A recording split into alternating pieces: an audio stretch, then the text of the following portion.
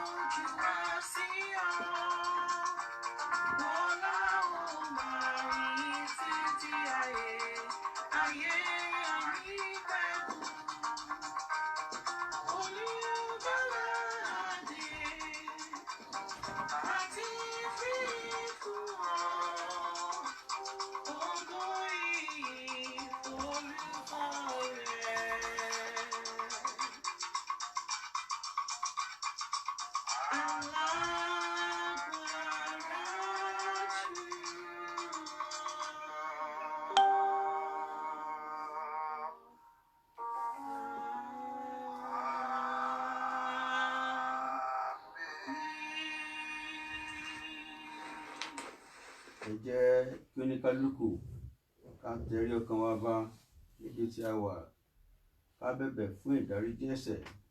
Olúwa kó dáríjì wá.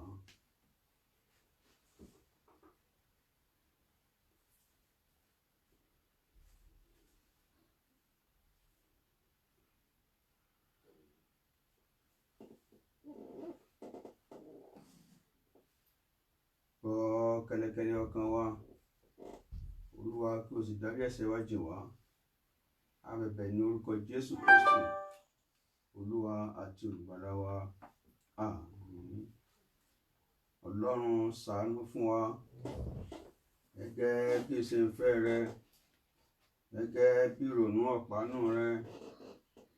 Nu ẹ̀ṣẹ̀ wa nù kúrò, wẹ̀ wá ní àwẹ̀mọ́ kúrò nínú àìṣedéédéé wa, kí o sì wá nù kúrò nínú ẹ̀ṣẹ̀ wa. Nítorí tí a jẹ́wọ́ ìrékọjá wa ní ìgbà gbogbo ní ẹ̀ṣẹ̀ wa ń bẹ níwájú wa. Ìwọ nìkan ṣoṣo ni a ṣẹ̀ sí, tí a sì kúrò níwájú rẹ ká lè dá ọ láre. Ní ìgbà tí o bá ń sọ̀rọ̀, kí ara kí ó lè mọ́. Ní ìgbà tí o bá ń ṣe ìdájọ́, kíyèsí nínú àìṣedéédéé la gbé bí wa, àti nínú ẹ̀ṣẹ̀ ìyà wa sì lóyún wa. Kíyèsí ìwà fẹ́ òtítọ́ ní inú àti ní àìkọ̀kọ̀ ni ó mú àwọn ọgbọ́n. Fi ẹ̀jẹ̀ rẹ fọ̀ wá, àwọ̀ sì mọ́, wẹ̀ wá, àwọ̀ sì funfun ju ẹ̀gbọ̀n òwú lọ. Mú wa gbọ́ ayọ̀ àti ní dídùn, kí àwọn ohun tí ó ti rún kó lè máa yọ̀. Pa ojú rẹ mọ́ kúrò lára ẹ̀ṣẹ̀ wa, kí ìwọ kó sì nu gbogbo àìṣedéédé wa nù kúrò. Dá àyà tuntun sínú wa, Ọlọ́run, kí o sì tún ọkàn dúdú rẹ ṣiṣẹ́ sínú wa. Má ṣe sá tì kúrò níwájú rẹ, kí o má ṣe gba ẹ̀mí mọ́ lọ́wọ́ wa. Má yọ ìgbàlà rẹ padà tọ̀ wá wá, kí o sì fi ẹ̀mí òmìnira gbé wa dúró. Ní ìgbà náà lé a ó máa kọ́ àwọn olùkọjá ní ọ̀nà rẹ, àwa ẹlẹ́ṣẹ̀ yóò sì máa yí padà sí ọ. Ọlọ́run, gbà wá lọ́wọ́ ẹ̀bi ẹ̀jẹ̀. Ìwọ Ọlọ́run ìgbàlà wa, ahọ́n wa yóò sì máa kọrin òdodo kíkan.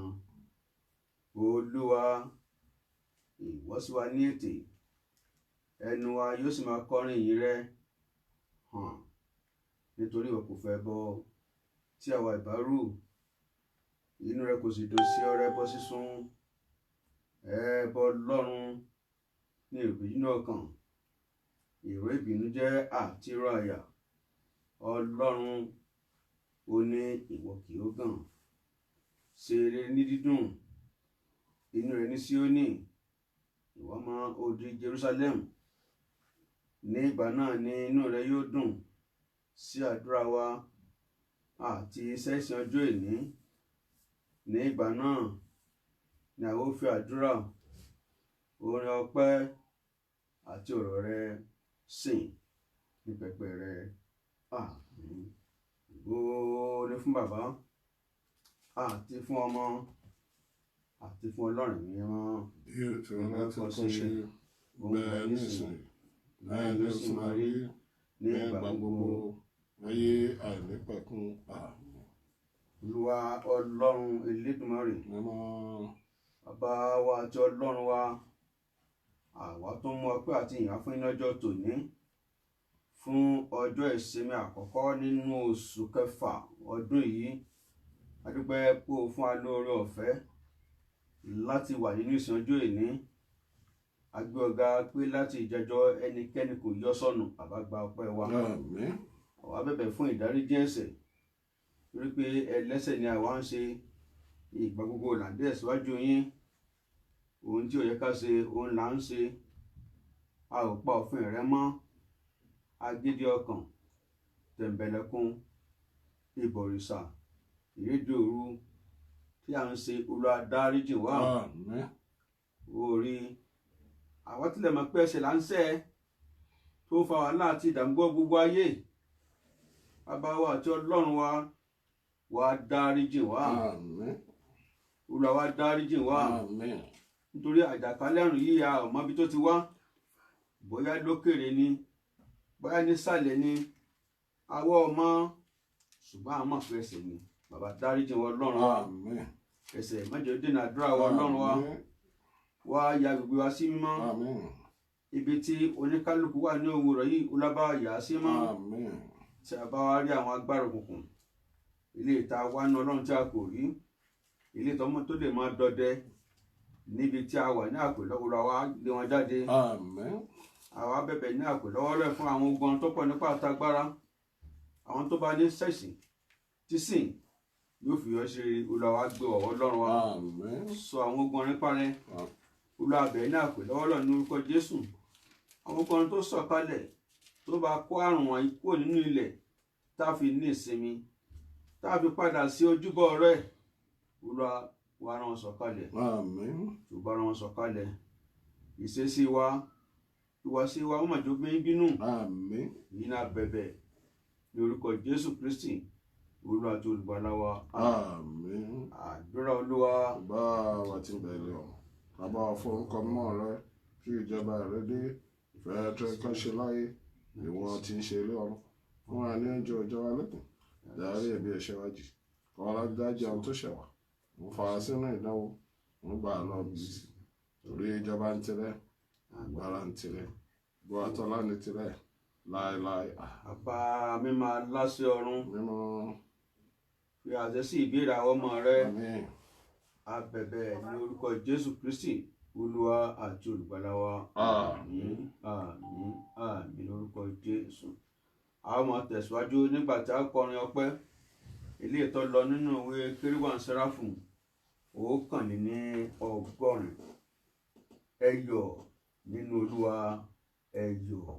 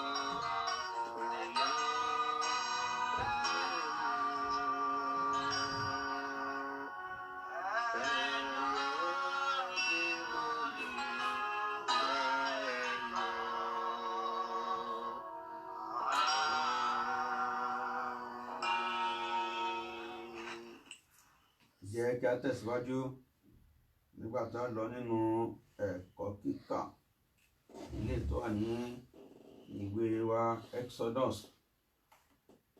orí 23 a bẹ̀rẹ̀ ní ẹsẹ̀ 25 títí dé ẹsẹ̀ 27. Exodus 23. Bible lesson for today shall be taken from the book of Exodus chapter 23 from verse 25 to 33.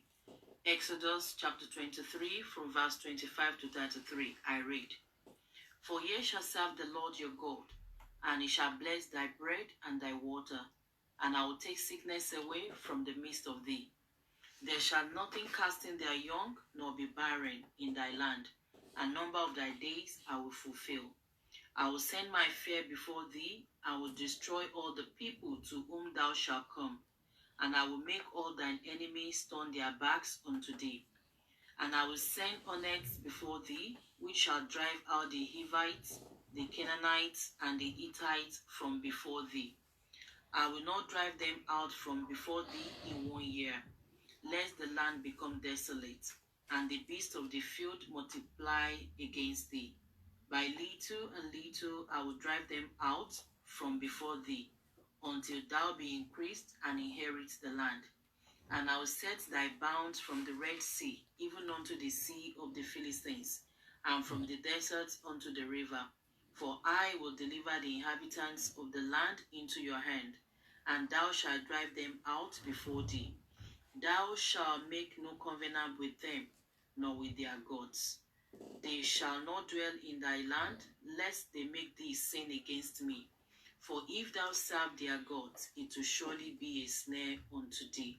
This is the word of the Lord. Glory be to the Father, to the Son, and to the Holy Ghost. As it was in the beginning, is now, ever shall be, world without end. Amen. Ìjẹ́wọ́ ìgbàgbọ́. Mo gba Ọlọ́run Bàbá Olódùmarè gbọ́. Ẹlẹ́dàá ọ̀run òun ayé. Mo gba Jésù Kristi gbọ́. Ọmọ rẹ̀ kan ṣoṣo Olúwa wa.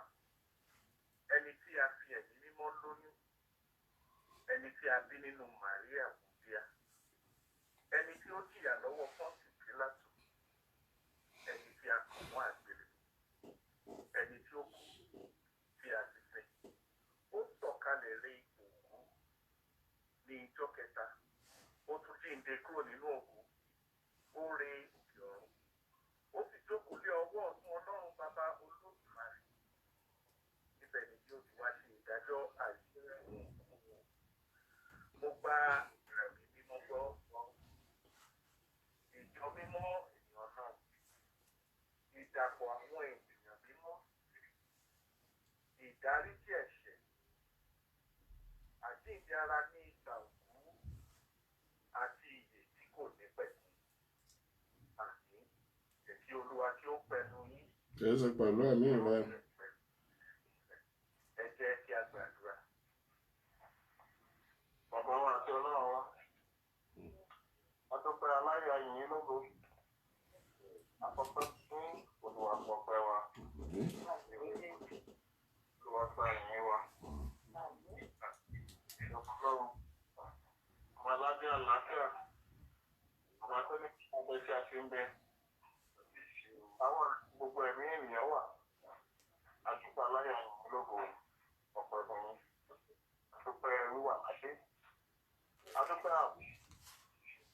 dúpẹ́ pé àmàlà ìjà ara wa ọlọ́run kọ̀ pẹ́ Àmín. Àmín. ìjọba ọlọ́run ọ̀pẹ la mú wa lówùúrọ̀ yìí kí gbogbo wọn tó dé kápò kó jẹ́ kìkì àwọn kò tó láti fi orúkọ rẹ kò tó láti fi kó iṣẹ́ ibi tí ìyanu tí ẹ̀ ń ṣe ìdààmú wa lórúkọ Jésù kò jẹ́ ẹ̀dá ọgbà. Àmín. Adúpẹ́ lórí ọmọ, adúpẹ́ lórí ìjọ náà, adúpẹ́ lórí iṣẹ́, adúpẹ́ lórí ààbò ní ẹnu jẹ́ wa, adúpẹ́ ìwọlé ìjáde wa, adúpẹ́ pé à ń sùn à ń jí láyọ̀, à ń gbé apá wa oṣù, à ń gbé wa oṣù igi, adúpẹ́ pé ìkúkúrú òṣùwò lè wà, adúpẹ́ pé ẹ̀jẹ̀ kárí bí, adúpẹ́ pé ẹ̀jẹ̀ kárí dààmú, adúpẹ́ pé wàhálà ìdààmú ẹ̀jẹ̀ kó jẹ́ pé wa, adúpẹ́ pé ẹ̀jẹ̀ kan pẹ̀lú àpò alóúnjẹ jẹ, adúpẹ́ pé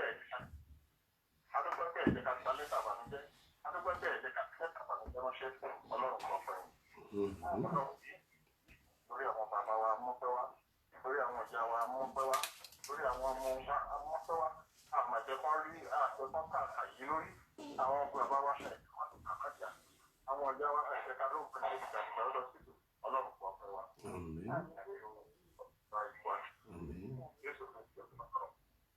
Dúpẹ́ bàbá bẹ̀rẹ̀ sí ní gbé láti ìlú àkókò yìí títí lọ ilẹ̀ àṣírí àmọ́ ṣùgbọ́n ìtàmúwálé mi ṣùgbọ́n ìjẹ́pẹ̀ jẹ́ ìtẹ́wọ́gbà.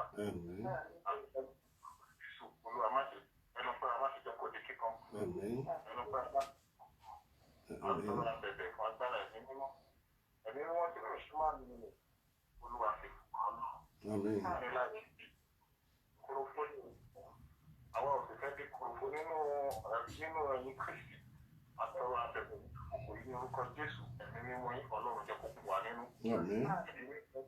Ọlọ́run kó fún wa ní ọgbọ́n ìmọ̀ àti òye ẹ̀mí mímọ́ ọlọ́run jẹ́ kó darí wa ẹ̀mí mímọ́ ọlọ́run jẹ́ kó ṣàmùnà fún wa ẹ̀mí mímọ́ ọlọ́run jẹ́ kó rọ̀ gbàyè wa ká ẹ̀mí mímọ́ kó ṣìbò wa ẹ̀mí mímọ́ kó bá bò wá àbí gbogbo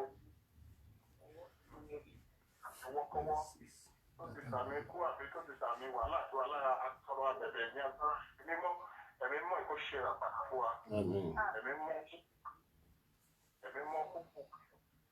ẹ̀mí mọ́ kúkú orí ara máa ìyá ẹ̀yọ́ ẹ̀mí mọ́ kó gbà mú láradá orí ara wò ọ Jésù kó gba ìwòsàn ẹ̀mí mọ́ fún ìgbónúwa kó má ṣe fi wá sílẹ̀. Àmín Jésù. Olúwa wa.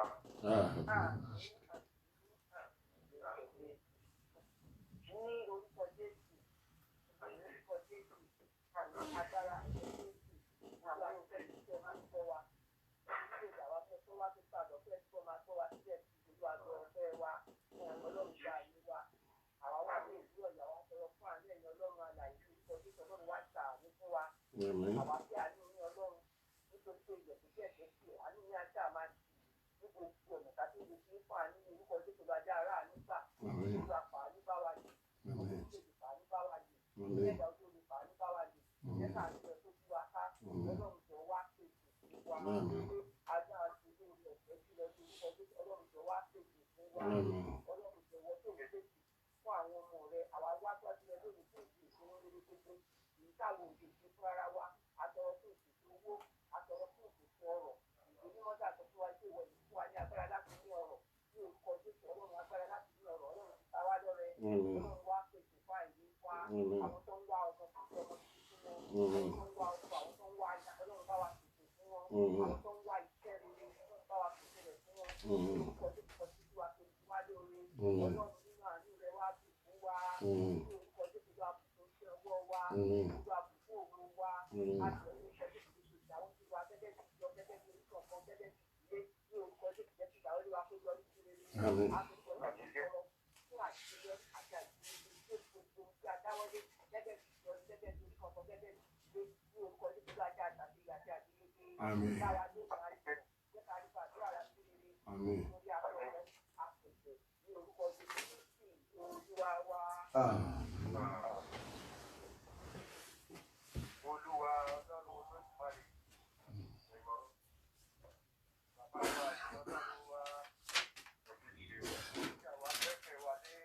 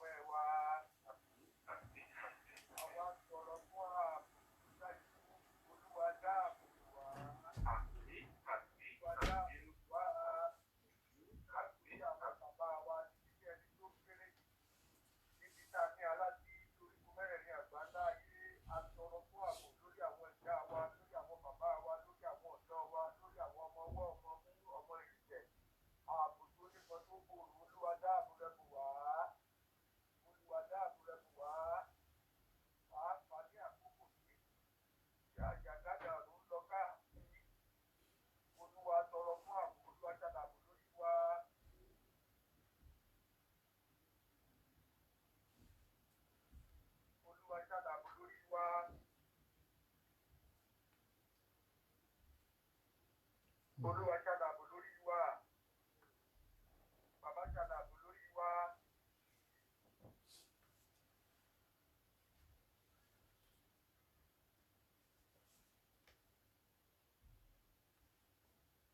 Bàbá dáàbò rẹ̀ bò wá. Olúwa dáàbò rẹ̀ bò wá. Olúwa ṣàdàbò lórí wa.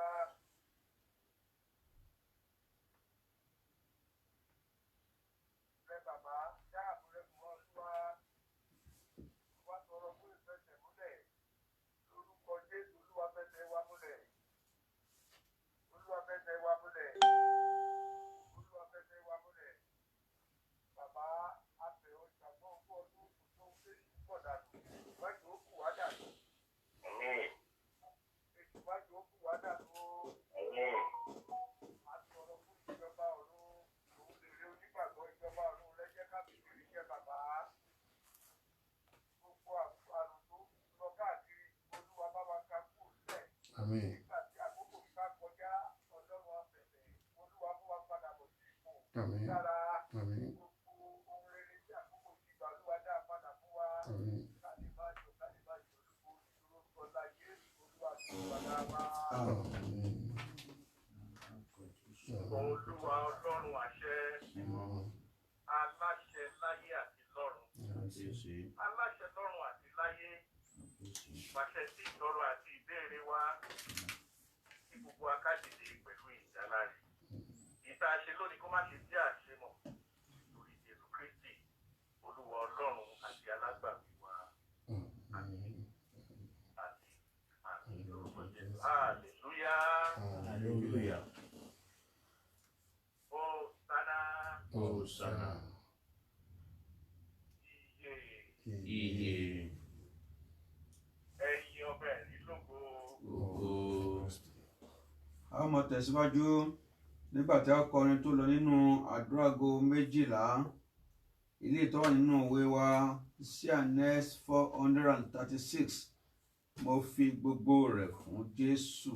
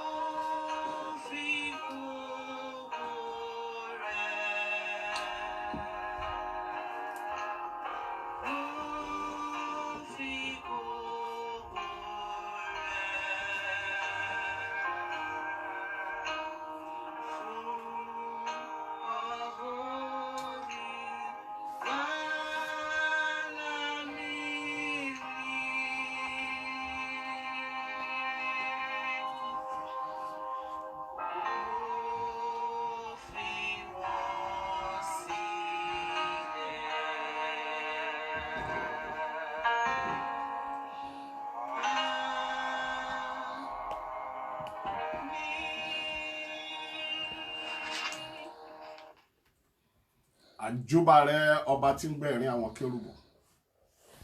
Òní tún jẹ́ ọjọ́ ìyàtọ̀ nínú èyí tí o ní kí ayé kó jó, kí ọ̀run kó yọ̀, kí ìyìn kó yí tẹ́ àánú ká. Wákàtí àdúrà nìyí, nínú èyí tí àwọn ọmọ rẹ gbàgbọ́ pé àwọn ọ̀rọ̀ rẹ jáde láti mú àwọn ènìyàn rẹ lára dá. Gbogbo ọkàn tó ń bẹ lábẹ́ ohùn yìí, ẹ jẹ́ ká dúpẹ́ lọ́wọ́ Ọlọ́run, ká pa gbogbo ìrònú tì, ká pa gbogbo ohun tá à ń ṣe tì, ká tiẹ̀ kàn jókòó ká pẹ̀lú àwọn ìsìn yìí láti jọ gbé Ọlọ́run ga. Ẹ jẹ́ ká pa ohun gbogbo ká pátì ká wá sábẹ́ àdúrà. Ṣáájú ohun gbogbo, ẹ jẹ́ ká dúpẹ́ lọ́wọ́ Ọlọ́run, ọba tí kò ń tààrò ẹ̀ṣẹ̀ ẹ̀dá nígbà gbogbo, Ọlọ́run tó máa ń wà pẹ̀lú àwọn ènìyàn tirẹ̀. Níhìn ló ràn wá lọ́wọ́ dé agbẹ́bínísẹ́rì wa sókè. Ẹ jẹ́ ká kọrin ọpẹ́, ẹ jẹ́ ká dúpẹ́, ẹ jẹ́ ká gbàdúrà ọpẹ́ nítorí Olúwa ṣe àánú rẹ̀ dúró láéláé. Ẹ jẹ́ ká yin Ọlọ́run ní tòótọ́. Gbọ́ ọmọ Ọlọ́run, àwọn tó sàn jù wá lọ, tó lágbára jù wá lọ, tó ní ìmọ̀ jù wá lọ, àwọn dà lónìí. Wọ́n ti kọjá lọ sí ayérayé, àwa kò yọ wọ́n, ṣùgbọ́n àwa ń gbé ògo orúkọ Ọlọ́run wá ga nítorí tó pọ̀, ó tóbi, ó sì ń ṣiṣẹ́ ìyanu. Àwa má rí di oníṣẹ́ àrà Ọlọ́run tó dá ẹ̀mí wa sí títí di ọjọ́ òní. Ẹ jẹ́ ká gbàgbọ́ nígbà tí a sùn, Ọlọ́run kò sùn. Ọlọ́run tó ń wà pẹ̀lú wa, ọba tí ò jẹ́ ká ṣọ̀fọ̀, tí ò jẹ́ àdòkú, Ọlọ́run tí ò jẹ́ kán fòkú wa ránṣẹ́ sílé. Ó dúró de ìyìn rẹ, gbàdúrà ọpẹ́. Ọlọ́run tí ò jẹ́ kán sáré pé ẹ pé máa bọ̀ báyìí ṣẹlẹ̀ fún ibi. Ọlọ́run tó ń wà pẹ̀lú àwọn ènìyàn tirẹ̀. Ògo yẹ orúkọ rẹ̀, ìyìn yẹ orúkọ rẹ̀. Ọlá ńlá ni Ọlọ́run wọ̀ ní aṣọ. Gbọ́ ohun tí Sáàmù wí, ó ní ká lọ sẹ́nu ọ̀nà rẹ̀ táwa tọpẹ́ sí àgbàlá Ọlọ́run wa tí a wá ti yìn. Ó yá dúpẹ́ gidi fún nítorí pé ìṣísẹ̀ kan ló ń bẹ lẹ́ẹ̀rín ìyè àti ikú. Ọlọ́run tí kò jẹ́ kó sì ṣísẹ̀ ikú gbé àwọn òkè tí alágbára gùn tó mí hẹlẹ. Ó ní wọ́n tiẹ̀ sáré gùn tó ò tiẹ̀ bójú wẹ̀yìn. Òkè ìṣòro míì tó dé bá wa, ibi akálelúyà la gbàgbé ẹ̀ sí. Ẹ jẹ́ ká yin Ọlọ́run fún iṣẹ́ ńlá àti iṣẹ́ ribiribi tó ń ṣe. Ẹ jẹ́ ká dúpẹ́ lọ́wọ́ rẹ̀. Ó ṣe ká má de aláìmoore, ká má de abáramóore jẹ. Ẹni tí Ọlọ́run ṣiṣẹ́ ìyanu fún, tí ò fi ọjọ́ kan dúpẹ́ lọ́wọ́ rẹ̀. Kódà Bíbélì wípé nígbà tá a wo àwọn adẹ́tẹ̀ mẹ́wàá sàn, ẹyọ kan nínú wọn ló rántí àti padà wá dúpẹ́. Ẹyọ kan tó padà wá dúpẹ́ ni Jésù Kristi ọmọ Ọlọ́run béèrè lọ́wọ́ Pétérù àtàwọn tó kù rẹ̀ wípé àwọn 9 tó kù á dà níbo ni wọ́n wà. Ọmọ Ọlọ́run dúpẹ́, dúpẹ́, dúpẹ́. Pàápàá gbogbo àwọn ọmọ ìjọ Ọlọ́run tí ò jẹ́ ká gbọ́ ibi sí wọn, Ọlọ́run tí ò jẹ́ agbọ́rọ̀ ibi, Ọlọ́run tí ò jẹ́ kí ibi kó wọnú ìjọ, tí ò jẹ́ kó wọlé ọmọ kankan nínú ìjọ, pàápàá Ìfẹ́ Olúwa district. Ẹ jẹ́ ká dúpẹ́ lọ́wọ́ Ọlọ́run. Ògo yẹ orúkọ Ọlọ́run. Ìyìn àti ọlá ńlá ni Ọlọ́run wá wọ̀ ní aṣọ, fún títóbi, fún agbára, fún ìmọ̀, fún ògo, fún agbára, fún ìyìn lógo orúkọ rẹ̀, nítorí tó ṣeun, nítorí tí àánú rẹ̀ dó láéláé.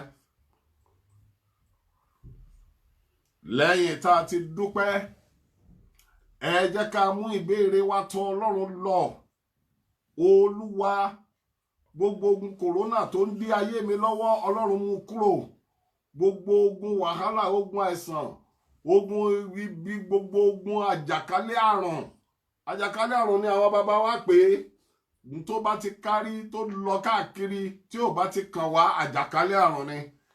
Ẹ jẹ́ ká sọ fún Ọlọ́run, àjàkálẹ̀ àrùn yìí kó lọ kó bá wa ká kúrò, kó lọ kó forí ọ̀fẹ́ rẹ̀ gbé wa ró, kó lọ kó fi àánú rẹ̀ hàn fún wa. Ẹ jẹ́ ká gbàdúrà ìwòsàn fún àwọn aláìsàn wa. Bí mo ti ń pè é, ẹ máa gbà á. Kó lọ kó wò wọ́n sàn, kó lọ kó mú wọn lára dá. Nínú ìfẹ́ Olúwa, gbogbo àwọn ọkàn tí wọ́n dùbúlẹ̀ àìsàn, kó lọ kó gbé wọn dìde. Bíbélì wí pé ó rán ọ̀rọ̀ rẹ̀ jáde, ó sì mú gbogbo wọn lára dá. Àwa gbàgbọ́ pé ọ̀rọ̀ Ọlọ́run àti àdúrà yìí yóò mú wọn lára dá. Kó lọ kó jọ kó mú wọn lára dá. Ẹ jẹ́ ká rántí àwọn tó ń ṣiṣẹ́ níbi tó ti léwu, àwọn nurse, àwọn doctors, àwọn gbogbo àwọn tó ń ṣiṣẹ́ underground. Kó lọ kó dáàbò bò wọ́n, ká má ṣe gbúrò ibi. Orí ó ṣẹlẹ̀ lójijì ní àmọ̀ pé èèyàn wà bẹ́ẹ̀, kó má ṣe jẹ́ ìpín wọn. Olúwa kó fọwọ́ ààbò ńlá kó fi bò wọ́n, Ọlọ́run kó fọwọ́ agbára dè wọ́n mú.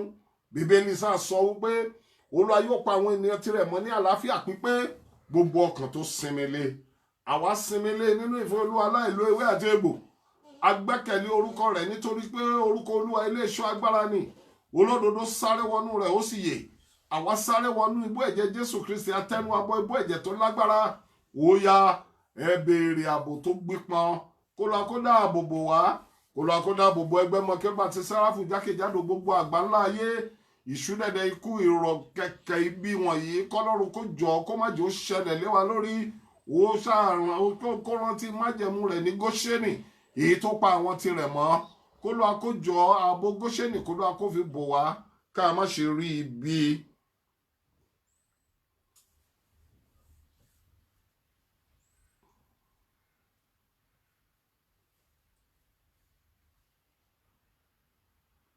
Mú àdúrà rẹ wá sí ilé láti tún máa yin Ọlọ́run. Bàbá, mo dúpẹ́ ọ̀sẹ̀ yìí, mo tún mú ọ̀sẹ̀ tuntun. Nígbà tí ọ̀sẹ̀ yìí yóò tún parí, jẹ́ kí n lẹ́nu ọpẹ́ ní orúkọ Jésù Kristi Olúwa àti Olùgbàlà wa.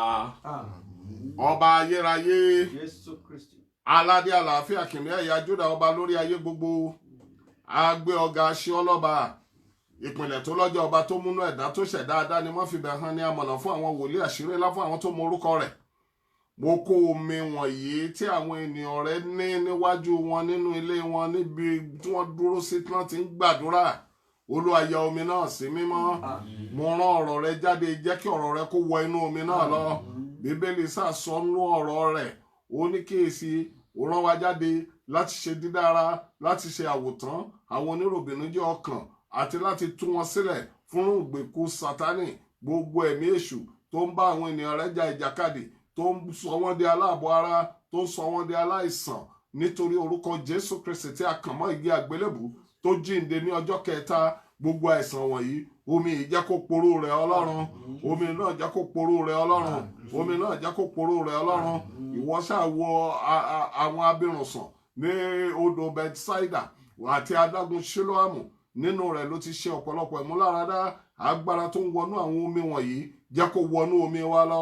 Má jẹ́ á dùbúlẹ̀ àìsàn má jẹ́ ó ṣe ẹnikẹ́ni wa. Lórúkọ Jésù, gbogbo ọkàn tó ń ṣàìsàn tí a ń bá jà ìjàkadì nínú òkùnkùn, gbogbo ogun àránsí àṣàsí, onítàbátì àdá, onísáàmù ìkà, àwọn wòlíì ibi, lórúkọ Jésù tá àwọn ìránṣẹ́ rẹ bá ti lo àwọn omi wọ̀nyí, jẹ́ kán gba ìdáǹdè Ọlọ́run, jẹ́ kán gba ìmúláradá. Gbogbo ọkàn tó ṣàìsàn, Olúwa gbé wọn dìde lórúkọ Jésù. Ìfẹ́ Olúwa dọwọ́ rẹ, má jẹ́ á sìnkú Ọlọ́run.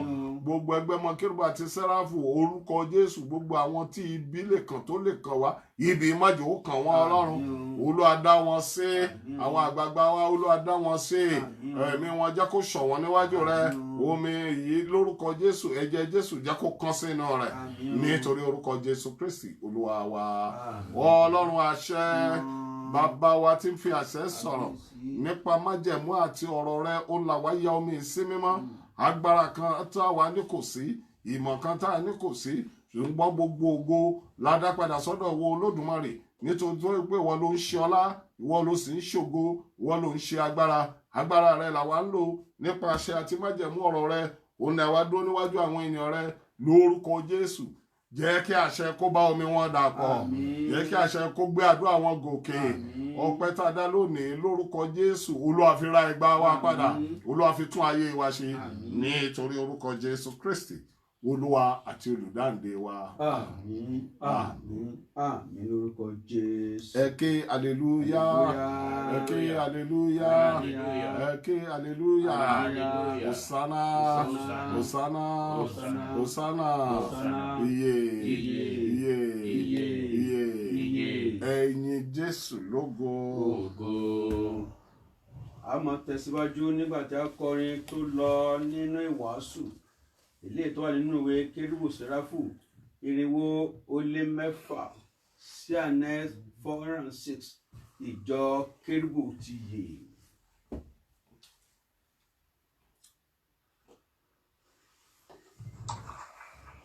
Ẹjọ́ Kérúbù ti yè, sọ fún mi lẹ́yìn.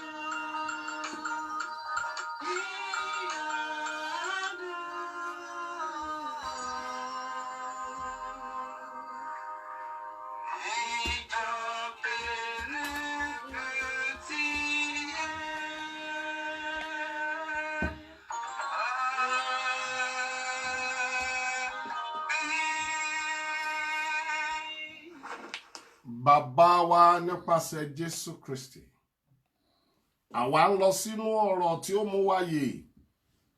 Rábì olùkọ́ni àgbà, tìkára rẹ̀ sọ̀kalẹ̀ kó kọ́ wa ní ọ̀rọ̀ rẹ̀. Jẹ́ kí ọ̀rọ̀ náà kó ṣe ayé wa ní rere. Tó bẹ́ẹ̀ jù bẹ́ẹ̀ lọ nígbà tá a bá parí eré ìje wa láyé, jẹ́ ká ráàyè lọ́dọ̀ rẹ̀. Ní orúkọ Jésù Kristi Olúwa wa. Ògo ni fún Ọlọ́run lókè ọ̀run. Mo wí lẹ́ẹ̀kan sí wípé ògo ni fún Olódùmarè. Nínú gbogbo rúdurùdu àti àyídá ayé yìí, àwa dúpẹ́ pé Ọlọ́run dá ẹ̀mí wa sí àtúnrí Sunday kínní nínú oṣù kẹfà. Mo wí lẹ́ẹ̀kan sí pé ògo ni fún Olódùmarè. Ará nínú Olúwa, lónìí ẹ̀mí mímọ́ fi sí wa lọ́kàn láti sọ̀rọ̀ lórí èrè tí ń bẹ nínú iṣẹ́ ìjọba ọ̀run. The reward of the kingdom service. Ìyẹn ni wípé èrè tá ó rí gbà lẹ́yìn ìgbà tí a bá ṣe iṣẹ́ tí Olúwa pa á láṣẹ fún wa láti ṣe. Ẹ̀yin ènìyàn Ọlọ́run, Jésù Kristi wá sí ayé, ó yan àwọn 12 láti pẹ̀lú ohun tìkára rẹ̀ láti tan ìhìn rere, láti sọ ti ìjọba Ọlọ́run, láti bá Ọlọ́run àti ènìyàn làjà, láti jẹ́ kí a mọ òdodo Ọlọ́run àti ìrètí tó ń bọ̀ lẹ́yìn ìgbà tí a bá kúrò ní ayé. Ará nínú Olúwa, èrè ń bẹ lẹ́yìn iṣẹ́. Ìwé mímọ́ sì fi ẹsẹ̀ rẹ̀ múlẹ̀. Ẹ jẹ́ kí n ṣáájú bẹ̀rẹ̀ lórí lẹ́sìn tí a kà lẹ́ni Exodus 23 verse 25. Ẹ̀yin yóò sì máa sin Olúwa Ọlọ́run yín. Iṣẹ́ àkọ́kọ́ ni láti sin Olúwa Ọlọ́run wa.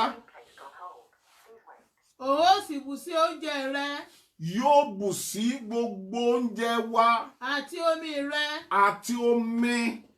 Èmi ó sì mú àrùn kúrò láàrin rẹ.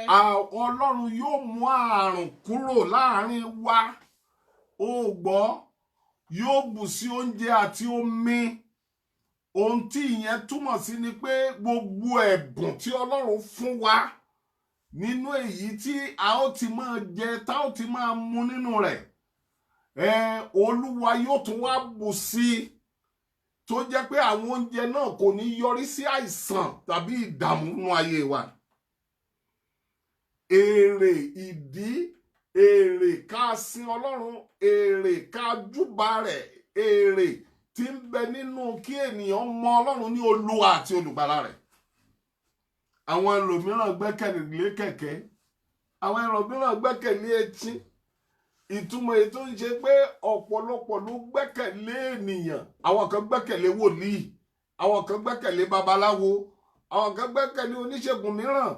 Ògún, Ọbàtálá, Ajẹ́ngíẹ́, gbogbo òrìṣà tí ò lẹ́sẹ̀ lẹ̀ ní ọ̀pọ̀lọpọ̀ gbẹ́kẹ̀lé. Ṣùgbọ́n àwa gbẹ́kẹ̀lé orúkọ Olúwa. A sì gbọ́dọ̀ sin Ọlọ́run nínú ẹwà ìwà mímọ́ kí a lè jogún lẹ́yìn ìgbà tí a bá kúrò láyé, ká lè gba èrè lọ́wọ́ Ọlọ́run. Ará nínú Olúwa, Pétérù ló béèrè lọ́wọ́ Jésù. Ó béèrè lọ́wọ́ Jésù ìbéèrè pàtàkì kan èyí tó wà nínú ìwé Matthew orí 19. Bá mi wo ẹsẹ̀ 27, 28 àti 29 rẹ̀ ká gbọ́ ohun tí Pétérù àti Jésù sọ. Nígbà náà ni Pétérù dáhùn. Pétérù bá Jésù sọ̀rọ̀. Ó sì wí fún un pé. Ó wí fún Jésù wípé wo. Àwa ti fi gbogbo rẹ̀ sílẹ̀. A fi gbogbo rẹ̀ sílẹ̀. Àwa sì ń tọ̀ ọ́ lẹ́yìn. Àwa ń tọ̀ ọ́ lẹ́yìn. Ǹjẹ́ kí ni àwa ó wá ní? Kí la wa máa rí gbà, kí la máa ní? Jésù sì wí fún wọn pé. Jésù dá gbogbo àwọn ọmọ ẹ̀yìn tó wà ń bẹ̀ àti Pétérù tó béèrè ìbéèrè lóhùn wípé. Lóòótọ́ ni mo wí fún yín. Lóòótọ́ ni mo wí fún yín. Pé. Ẹ̀yin tí ẹ ń tọ̀ mí lẹ́yìn. Ẹnikẹ́ni tó ń tọ̀ Jésù Kristi Olúwa wa lẹ́yìn. Ní ìgbà àtúnbí. Ìgbà wo ni ìgbà àtúnbí yìí? Ìyá mi nínú Olúwa, bàbá mi nínú Olúwa. Ìgbà àtúnbí ni ìgbà tí a bá ti mú ọ ré kọjá ikú. Tó o bá ti kúrò láyé. Ní ìgbà tí Jésù Kristi máa pàdé ẹ tí wọ́n gan ó rí lójúkorojú. Ìgbà àtúnbí nìyẹn. Ìgbà kì í ṣe àtúnbí eléyìí tá à ń gbé káàkiri yìí o. Èyí táwọn ẹnìkan sọ pé are you born again? Kì í ṣe àtúnbí born again tí à ń fẹnu ṣe yìí. Ìgbà àtúnbí ti Ọlọ́run fúnra rẹ̀. Yes. Nígbà tí ọmọnìyàn yóò jókòó lórí ìtẹ́ ògo rẹ̀. Mo gbádùn yẹn. Ó ní nígbà tí Jésù Kristi fúnra rẹ̀ yóò jókòó lẹ́gbẹ̀ẹ́ bàbá tí ń ṣe Ọlọ́run tí ẹ̀mí mímọ́ yóò wà níbẹ̀. Ẹ̀yin ó sì jókòó pẹ̀lú lórí ìtẹ́ méjìlá. Níbẹ̀ náà ni àwọn ẹ̀yà méjìlá tí a ti kọ́kọ́ yàn pẹ̀lú Jésù tí wọ́n ti fi ọrùn wọn lé ilẹ̀ fún ikú. Nígbà náà ni àwa tí a wá di àtúnbí nínú Ọlọ́run ní tòótọ́ tá à ń sìn, tá à ń tẹ̀lé ní ìgbà àtúnbí, ọjọ́ àtúnbí ńlá yìí. Yes. Ẹ̀yin ó máa ṣe ìdájọ́ àwọn ẹ̀yà Ísírẹ́lì méjìlá. Àwọn aláìgbọràn tó kù tí wọ́n gbọ́ ìwàásù tí wọ́n ò yí padà, àwa la ó wá jókòó láti máa ṣe ìdájọ́ wọn. Àti gbogbo ẹni tí ó fi ilé sílẹ̀. Gbogbo ẹnikẹ́ni tó bá fi ilé sílẹ̀. Tàbí arákùnrin. Ó fi arákùnrin rẹ sílẹ̀. Tàbí arábìnrin. Ó fi arábìnrin rẹ sílẹ̀. Tàbí bàbá. Tàbí ìyá. Tàbí ìyá. Tàbí aya. Tàbí aya. Tàbí ọmọ. Tàbí ọmọ. Tàbí ọkọ. Tàbí ilẹ̀. Nítorí orúkọ mi. Ní orúkọ Ọlọ́run. Wọ́n ó rí ọrọ̀ ọ̀run gbà. Ó gbà púpọ̀. Ó rí ọrọ̀ ọ̀run gbà. Wọ́n ó sì jogún ìyà àìnípẹ̀kun. O tún rí èyí tó máa fi parí ẹ̀ ni pé wọ́n ó wá jogún ìyè àìnípẹ̀kun. Ohun tí Jésù Kristi tó sọ fún Pétérù nìyí o nínú ìbéèrè rẹ̀. Àwa tẹ́ àfilé àtọ̀nà wa sílẹ̀, à ń wá sí ilé ìsìn, ayé ń bú wa, ènìyàn ń gàn wá, àwa ti torí èyí, aláàfẹ́ pa ìdà, aláàṣẹ mọ́. Wọ́n bú mi ni, wọ́n sá mi ni, lídà ò fẹ́ràn mi, tí a máa mọ́ mi lójú. Gbọ́ ọmọ Ọlọ́run. Àwọn nǹkan wọ̀nyí dúró fún àpẹẹrẹ ìdánwò. Ọmọ ènìyàn tí ò bá sì yege ìdánwò, ó gbọ́, ó kùnà nínú ọ̀nà ara, ó tún kùnà nínú ẹ̀mí. Ibẹ̀ ká la rán mi lónìí. Ṣùgbọ́n ohun tí mò ń sọ nìyí, a gbọ́dọ̀ kọ́kọ́ wá ìjọba Ọlọ́run. Lẹ́yìn ìgbà tá a bá ti sin Ọlọ́run, àwọn iṣẹ́ ìsìn kan wà tó ṣe pàtàkì. Seek first the kingdom of God and his righteousness. Ohun tí Bíbélì kọ́kọ́ wí nìyẹn. Ó ní èyí tó kù, gbogbo ìdààmú tó kù ayé àríjẹ, owó òdúró lọ́wọ́ mi, kò sí tó ń ṣe. Wo inú ìwé Matthew orí kẹfà gangan bá mi wo ẹsẹ̀ 33.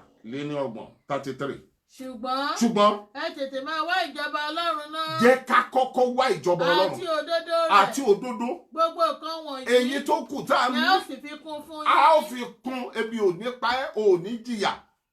Ará nínú Olúwa, mo fẹ́ sọ fún ọ báyìí pé ẹ wo kòrónà tó wà nílẹ̀ yìí kò jẹ́ kí àwọn ọ̀pọ̀lọpọ̀ nínú wa ká rí sálárì gbà. Síbẹ̀ ebi ò pa wá.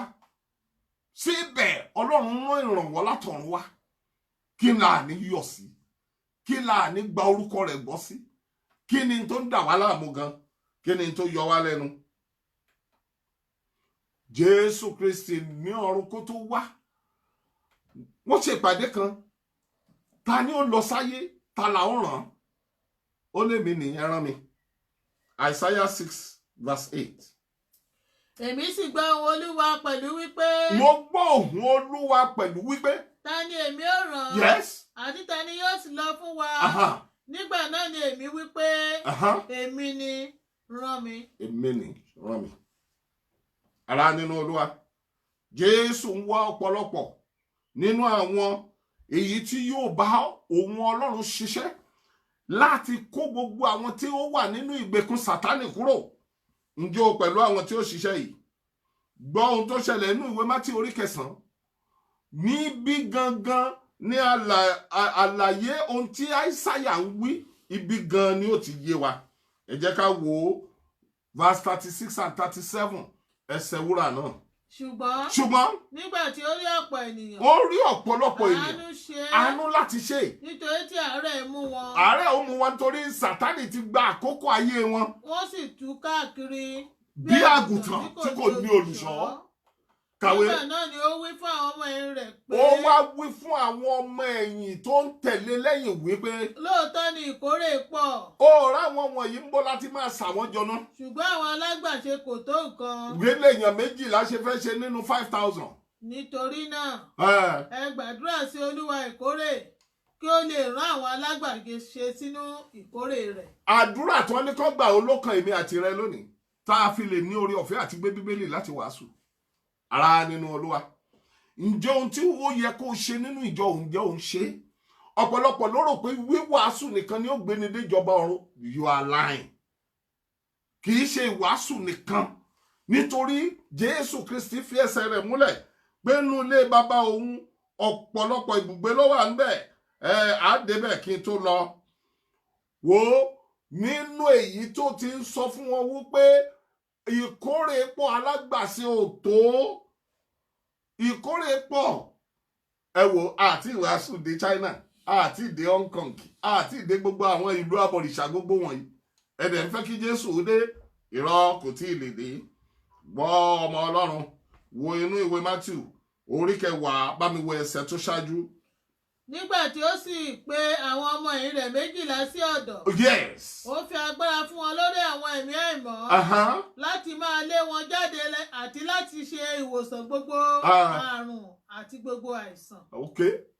Lẹ́yìn yẹn ó ní ká bámtísì wọn. Ẹ̀yin èèyàn Ọlọ́run. Ìwọ tí a fi ẹ̀mí mímọ́ darí láti ṣe nǹkan nínú agbo àjàrà. Tí ayé wa ń kó sí ẹ nínú. Ṣé ayé ló máa mú ẹ lọ sí ìjọba ọ̀run? Mo fẹ́ kó rò ó dáadáa lọ́sàn-án yìí.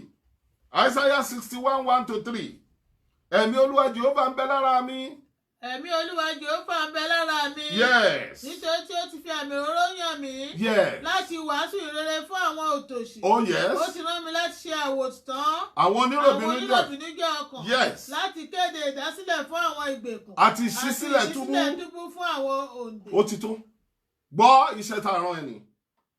Ọ̀pọ̀lọpọ̀ nínú wa la wá ń wo iṣẹ́ tá a rán ẹ, ẹ̀bùn tá a fún ẹ, ó pín sóríṣi méjì. Bí a ti ní tẹ̀mí la ní tara.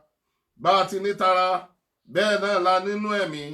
Kò sí ẹ̀bùn tí ènìyàn lè ní bí kò ṣe pé a ti fi fún láti ọ̀run. Ìwé Ẹ́xódò 31:1-5. Ẹ jẹ́ ká gbọ́ àlàyé tí Ọlọ́run ọ̀run fúnra rẹ̀ tó ṣe fún Mósè nípa ẹ̀bùn tó máa ń fún ènìyàn. Olúwa sì sọ fún Mósè pé. Olúwa wí fún Mósè wípé. Wò. Èmi ti pè Bẹ́sálílì ní orúkọ. Mo pè lórúkọ. Ọmọ Uri. Ọmọ Uri. Ọmọ Uri. Ti ẹ̀yà Júdà. Yes. Èmi sì fi ẹ̀mí Ọlọ́run kún un ní ọgbọ́n. Mo fi ẹ̀mí Ọlọ́run mo fi kún ní inú. Àti ní òye. Èmi fún ní ẹ̀mí ọgbọ́n àti ẹ̀mí òye. Àti ní ìmọ̀. Àti ní ìmọ̀. Àti onírúurú iṣẹ́ ọnà. Àti láti mú nǹkan jáde onírúurú iṣẹ́ ọnà workmanship ní téèyàn máa fi carve nǹkan out of stone ayọ̀ kàwé náà. Láti mọ aláràbarà. Láti mọ ohun aláràbarà jáde. Láti ṣiṣẹ́ ní wúrà. Ní gold. Àti ní fàdákà. Ní silver. Àti ní idẹ. Bronze. Àti ní òkúta gbígbẹ́. Ní òkúta precious stones. Láti tò wọ́n. Láti tò. Àti ní igi fífí. Àti wood. Láti gbẹ́ igi àwọn agbẹ́gilére. Láti ṣiṣẹ́ ní onírúurú iṣẹ́. Yes. Ibi ni àlàyé ti wá lẹ́kùnrẹ́rẹ́. Ọ̀pọ̀lọpọ̀ nínú wa òun ni Ọlọ́run fún ní ọgbọ́n. Ọlọ́run fún lóye. Wò ó nínú àwọn iṣẹ́ ìránṣẹ́ ní èyí tó ṣe pàtàkì sí Ọlọ́run òun ni láti tọ́jú ibi mímọ́ sanctuary keeping clean. Àwọn kan wà tá a fi fún wọn mọ ohun tí wọ́n lò fún ABC lórí pẹpẹ Ọlọ́run láti nà kó lè máa dán láti wò ó kó lè wú ní ọ̀pọ̀lọpọ̀ la fún ní ẹ̀bùn láti bí ẹ̀bùn aṣọ́nà láti gba owó láti pe ènìyàn sí orí ìjókòó láti mú ènìyàn jókòó nínú agbo láti bá àwọn ènìyàn sọ̀rọ̀ láti mú kí ohun gbogbo kó lọ létòlétò àwọn kan la fi fún. Then wọ́n pè kinní kan ní hospitality ìyẹn ni pé ìbẹ̀wò àti ìmúbọ̀sípò ọ̀pọ̀ kan la fi fún. Àwọn kan á fún wọn ní followership wọ́n tún wọ́n á tẹ̀lé ọ̀rọ̀ dé ibi tó ti lápẹẹrẹ.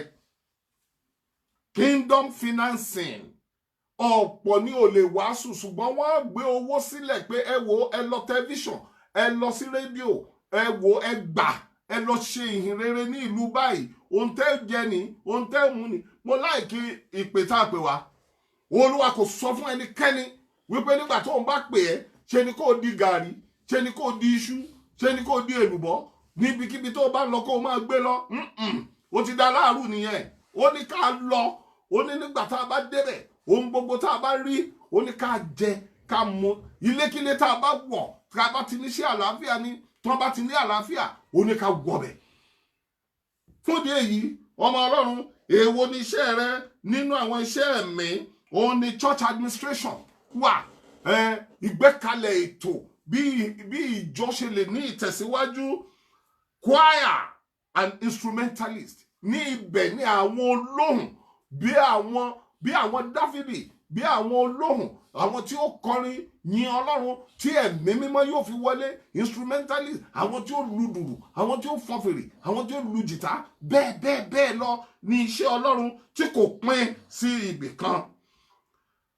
Àwọn kọmitì ìjọ ara iṣẹ́ ti Ọlọ́run ní àwọn tí yóò máa ṣe agbátẹrù wọn ò pè wọ́n lólórí agbátẹrù náà pè wọ́n serving ministers. Ṣùgbọ́n gbogbo àwọn wọ̀nyí ǹjẹ́ a dúró nínú ipò tí wọ́n pè wá? Ǹjẹ́ a dúró nínú ẹ̀? Ẹ wo bí ẹnìkan bá sọ epo rẹ̀ nù wọ́n máa ń pààrọ̀ ẹ̀ ní. Act of Apostle ni mo fẹ́ lọ straight torí ó kù ìṣẹ́jú 5 fún mi. Ẹ gbàgbé Mark. Okay, kí n tó lọ bẹ̀ bá mi ka Mark. Mark 16 bá mi kà yẹn. Kó bá mi wo verse 15 to 20 bá mi kà á torí ó ní nǹkan ṣe pẹ̀lú gbogbo ohun tí mo dárúkọ yìí. Ó sì fún wọn pé yes ẹ lọ sí gbogbo ayé yes kí ẹ sì máa wàásù ìrere fún gbogbo ẹ̀dá. yes Ẹni tí ó bá gbàgbọ́ tí a bá sì bámtísì rẹ̀ yóò là. Ṣùgbọ́n ẹni tí kò bá gbàgbọ́ ẹnikẹ́ni tí ò bá gbàgbọ́ yóò jẹ̀bi. Àmì wọ̀nyí ni yóò sì máa bá àwọn tí ó gbàgbọ́ lọ. yes àmì wọn yóò bá àwọn tó gbàgbọ́ lọ. ní orúkọ mi ni a ó lé àwọn ẹ̀mí èṣù jáde. tó bẹ gbogbo ẹ̀mí èṣù tó bá ti gbọ́ ní orúkọ Jésù Kristi torí Jésù púpọ̀ wá o ṣùgbọ́n tó bá gbọ́ lórúkọ Jésù Kristi ó ní wọn láti jáde ni. wọ́n sì máa fi èdè tuntun sọ̀rọ̀. gbogbo wọn láti fi èdè tuntun sọ̀rọ̀. wọ́n sì máa gbé ejò lọ́wọ́. kí èdè tuntun tó náà máa fi sọ̀rọ̀ kì í ṣe kókóró bábábá sí màmá o. ní àwọn èdè ẹ̀mí tí ẹ̀mí ló ń fúnni ní òun bí ìṣe àwọn àpọ́sítélì oríkejì ẹsẹ̀ kẹrin ti wí. bọ̀ ibẹ̀ kọ́ ni mo ń lọ. ohun tí mo ń sọ ni pé ẹ̀mí adarí ẹ yóò máa tọ́ ẹ yóò máa fi ẹ́ mọ̀nà yóò máa èdè tuntun èdè tó ṣe gbọ́ létí kàwé. bí wọ́n bá sì mú ohunkóhun olóró ní ọwọ́ kì yóò sì pa wọ́n lára kò ní pa wọ́n lára rárá. wọ́n ó gbé ọwọ́ lé àwọn olókùnrùn ara wọn yóò dá. ìyẹn kì í ṣe àwọn tó lọ sín gbẹ́rẹ́ ojú o àwọn tó tẹ̀lé Ọlọ́run la wí. Acts of Apostles yá mi quick Acts of Apostles orí kẹfà 6, 3 and 4 ká wo kingdom service not revolving around evangelism alone. nítorí náà ara ẹ wo ọkùnrin méje nínú yín. ẹ wo ọkùnrin méje nínú yín. olórúkọ rere wá. ẹni tó kún fún ẹ̀mí mímọ́. ẹni tó kún fún ẹ̀mí mímọ́ tí kì í ṣọlọ̀tẹ̀. àti fún ọgbọ́n. ẹni tí àwa ìbá yàn sí iṣẹ́ yìí. ṣùgbọ́n àwọn tí a ò bá yàn sí inú iṣẹ́ yìí. ṣùgbọ́n àwa ó dúró ṣinṣin nínú àdúrà ìgbà. àwọn kan láti dúró ṣinṣin nínú àdúrà gbígbà láti yan àwọn ènìyàn sí ipò kì í kàn ṣe pé ká díjú lágbàtúndà tọ́ sí ipò yìí ìtorí ẹ̀ ni wọ́n ṣe gbókìtì lọ́sàn-án gangan.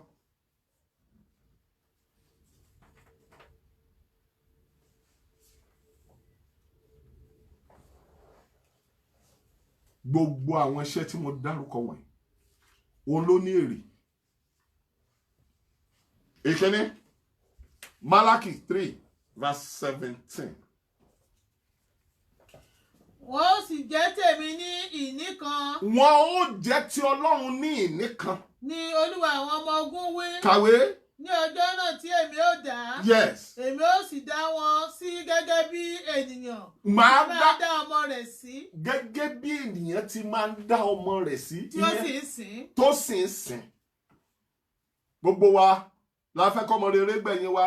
Ẹ wo àwọn ọmọ wa á ràn wọn lọ sí yunifásitì owó táwa pàápàá ò lè ná àbí àwa máa ná lórí ọmọ bí Ọlọ́run ṣe rí fún àwa náà nìyẹn èrè ń bẹ fún ẹni tó bá ṣiṣẹ́ yìí lójú àmì Málákì Mark 16. Mark 16. Àmì wọ̀nyí yóò sì máa bá àwọn tí ó gbàgbọ́ lọ. Àmì wọ̀nyí yóò bá àwọn tó gbàgbọ́ lọ. Ní orúkọ mi ni wọ́n ó máa lé àwọn ẹ̀mí èṣù jáde. Wo yá mi lọ sí verse 20 o ti kà yẹn fún wa lẹ́ẹ̀kan verse 20 ẹ̀ ní kó fi parí ẹ̀. Wọ́n ó sì jáde lọ. Wọ́n jáde. Wọ́n ó sì wàásù níbi gbogbo. Wọ́n máa wàásù níbi gbogbo. Olúwa sì ń bá wọn ṣiṣẹ́. Olúwa ló ń bá wọn ṣiṣẹ́ o. Ó sì fìdí ọ̀rọ̀ náà kalẹ̀. Ó ń fi ìdí ọ̀rọ̀ ara rẹ̀ kalẹ̀. Nípa àmì tí ń tẹ̀lé. Ó ti tó ìyẹn ni wípé bó o bá ti ń ṣe ti Ọlọ́run yóò máa fi àmì sí àwọn iṣẹ́ rẹ̀. Kí n tó parí Psalm 125 verse 1 to 3 kí ló wí náà kí n tó wá pe àwọn tó kù. Àwọn tí ó gbẹ́kẹ̀lé Olúwa. Àwọn tó gbẹ́kẹ̀lé Yóò Olúwa. dàbí òkè Síónì. Wọn yóò dàbí òkè Síónì. Tí a kò lè ṣí ní ìdí. Oṣó àjẹ́ ò lè Bí kò ṣe pé ó dúró láéláé. Oṣó àjẹ́ ò lè dí ẹ lọ́wọ́. Yóò ké láti yí Jerúsálẹ́mù ká. Wàhálà ò lè dí ẹ lọ́wọ́. Bẹ́ẹ̀ni Olúwa yóò yẹ àwọn ènìyàn rẹ̀ ká. Ìdààmú ayé kan ò lè dí ẹ lọ́wọ́. Láti ìsinsìnyí láti títí láéláé ìyẹn ni pé kò ní jẹ́ kí ìdààmú kan kó wọnú àgọ́ rẹ̀ kàwé. Nítorí tí ọ̀pá àwọn ènìyàn búburú kò ní ó balẹ̀ olódodo kí olódodo kó má bàa fún ọ. kí ó má bàa fi ọwọ́ wọn lé ẹ̀ṣẹ̀. Exodus 33:13. Exodus 33:13. Unusual protection. Ǹjẹ́ nísinsìnyí. Èmi bẹ̀ ọ́. Mo bẹ̀ ọ́. Bí mo bá rí oore ọ̀fẹ́ ní ojú rẹ. Ìyẹn ni pé tí Mósè ló ń bá sọ̀rọ̀. Wọ́n ní tí mo bá rí oore ọ̀fẹ́ lójú rẹ. Fi ọ̀nà rẹ hàn mí nísinsìnyí. Ọlọ́run fi ọ̀nà rẹ hàn mí nísinsìnyí. Kí èmi kí ó lè mọ̀. Kí èmi kó lè mọ ọ̀nà rẹ. Kí èmi kí ó lè rí oore ọ̀fẹ́ ní ojú rẹ. Kí n sì lè rí oore ọ̀fẹ́ ní ojú rẹ. Kí o sì rò pé orílẹ̀-èdè ni ènìyàn rẹ nì.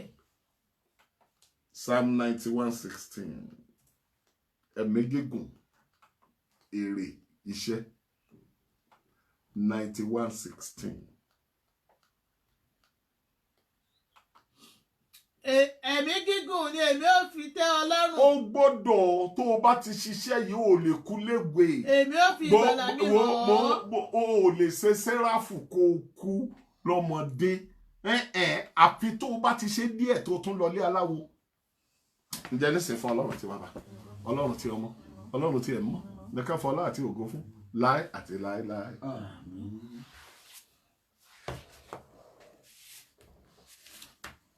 Ẹ jẹ́ ká fetí sílẹ̀ fún announcement tí ń ṣe ìfilọ̀.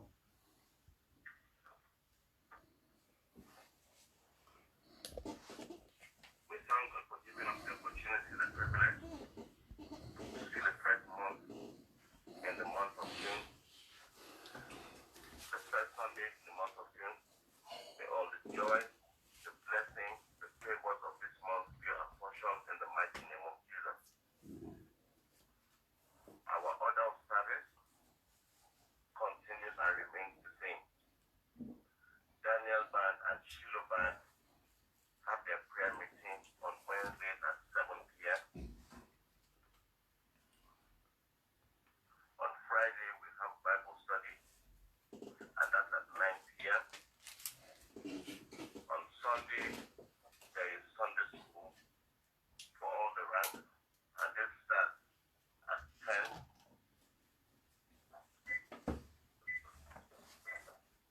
We thank God for the game. So we know that we normally do it, but we are believing God that pretty soon all things will be over and everything will begin to go back to normal. With the peace, joy, and love of God continue to abide with every one of us in the mighty name of Jesus. Amen. Amen. Ayọ̀. Àdúrà ìparí sí. Bàbá wa àti Ọlọ́run wa, Mímọ́. ẹni mímọ́ Ísírẹ́lì, àgbẹ̀yìngà púpọ̀ púpọ̀, oore ọ̀fẹ́ ta tún rí nínú oṣù yìí àti ọjọ́ yìí nípa ọ̀pẹ́ wa. Àmín.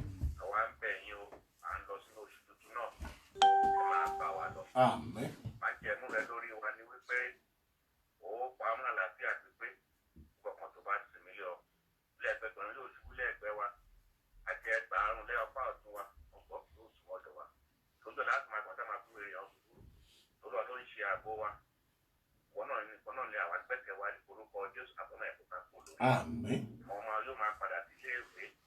Àbẹ̀ ọ́, àtún ọbẹ̀ ìsàmì rẹ̀ sí wọn lára. Àmín. Àwa pàápàá òjò ọwọ́ rẹ̀ báyẹ̀ kárí sínú ibi. Àmín. Àjẹkálẹ̀ àrùn yìí, wọn náà tó ti wà pẹ̀lú wa ká kò fi wá sílẹ̀. Àmín. Gbogbo wa ní àpapọ̀ gẹ́gẹ́ bí ìtọ́ Olúwa, àbẹ̀ ọ́, gbogbo ọmọ ẹ̀kọ́ rí ibi. Àmín. Nígbà tá a bá tún lórí ọ̀fẹ́ ní oṣù tó ń bọ̀ tàbí ní ọ̀sẹ̀ tó ń bọ̀, tá a bá ṣeré sí báyìí, jẹ́ ká lẹ́nu ọ̀fẹ́. Àmín. Yóò máa jẹ́ Ọlọ́run wa. Àmín. Àwọn sì máa jẹ́ ènìyàn yìí. Àmín. Ní Jésù Kristi wà wá. Àmín.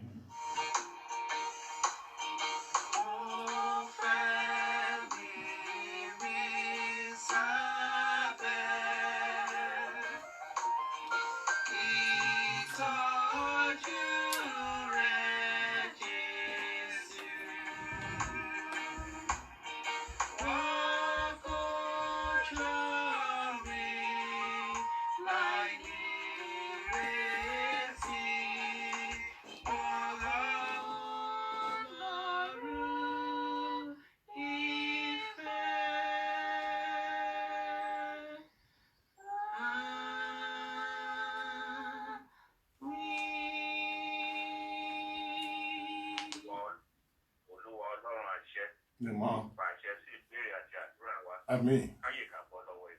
Àmín. Jésù Kristi Olúwa. Àmín. Ẹ jẹ́ ká tẹrẹ kan wá bá nígbà tá a lọ nínú àdúrà ìdákẹ́jẹ́. Béèrè ohun tó bá fẹ́ nínú ọ̀sẹ̀ tuntun yìí, pàápàá jùlọ nínú oṣù yìí. Ẹ jẹ́ kí a fi kún àdúrà wọn kí Ọlọ́run Olódùmarè kó bá palẹ̀ àjàkálẹ̀ àrùn kúrò láti fa lórí ọ̀fẹ́ àti sìn ín bó tó àti bó ti yẹ.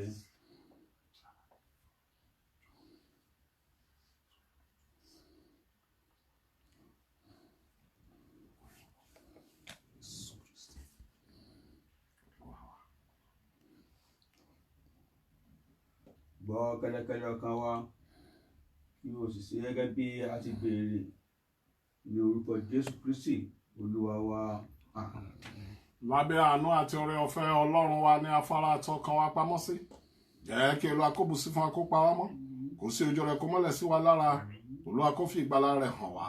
Oore ọ̀fẹ́ Jésù Kristi Olúwa wa. Fẹ́ mú ọtí Ọlọ́run ìdàpọ̀ àwọn ènìyàn mímọ́ kó sọ̀kalẹ̀ bí àdàbà kó bà lé wa lórí kó máa bá ogun wa lọ kó sì máa bá ogun wa bọ̀ kó pa wá mọ́ nínú ewu gbogbo kó sì fi ẹ̀mí rẹ̀ dá wa sí láti sìn sí títí láéláé. Àmín. Àmín. Àmín lórúkọ Jésù. Hallelujah, hallelujah, hallelujah. Hosanna, Hosanna, Hosanna. Iye, iye, iye. Ẹ̀yin Jésù lógo.